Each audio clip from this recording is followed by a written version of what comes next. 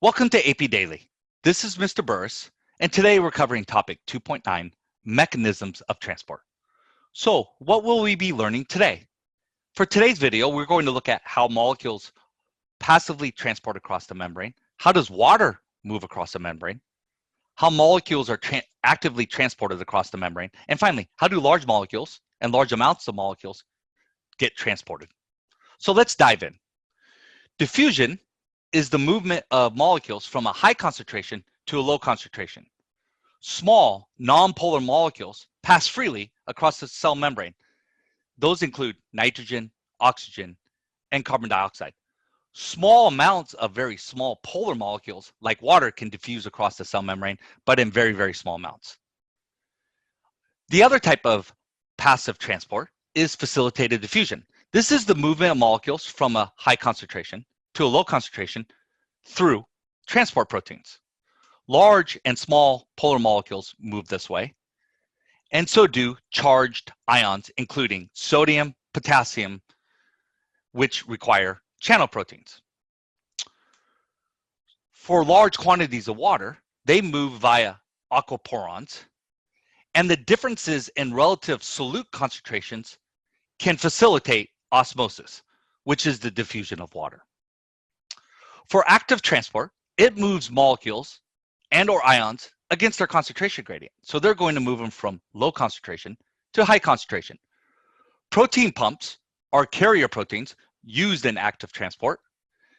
They require metabolic energy, such as ATP, and they're used to establish and maintain concentration gradients. So how do large molecules move into and out of the cell? In endocytosis, the cell uses energy to take in macromolecules and other matter by forming new vesicles derived from the plasma membrane. There are three types of endocytosis. There is phagocytosis, there's pinocytosis, and receptor-mediated endocytosis. For exocytosis, internal vesicles use energy to fuse with the plasma membrane and secrete large macromolecules out of the cell. So let's practice. For today's skill, we're focusing on concept explanation. We're going to explain biological concepts and or processes. So let's take a look at the practice. What I would like you to do is pause your video, analyze the figure, read the question, and formulate your answer. Once you have your answer formulated, push play again, and we'll go over the answer. Welcome back.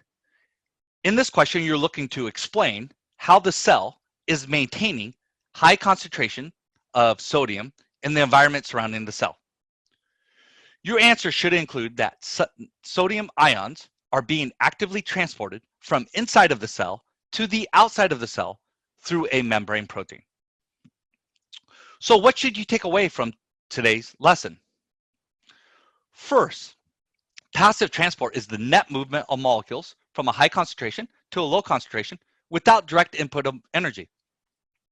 Water is transported in small amounts across the membrane by just simple diffusion, but in large amounts via facilitated diffusion through aquaporons, which are embedded in the membrane.